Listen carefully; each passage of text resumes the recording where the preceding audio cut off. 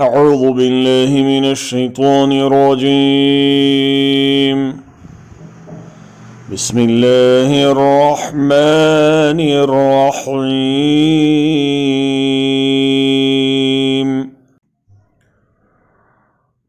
هو الذي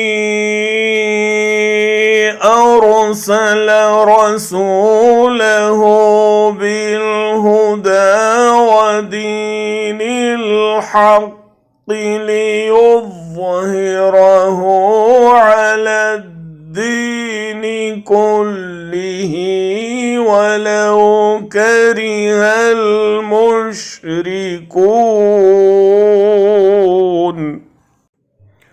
वो अल्लाह ही है जिसने अपने रसूल को हिदायत और दीन हक़ के साथ भेजा है ताकि उसे पूरी जिन से दीन पर गालिब कर दे, ख्वाह मुशरिकों को ये कितना ही नागवार हो। It is he who has sent his messenger with guidance and the religion of truth to manifest it over all religion, although they who associate others with Allah dislike it.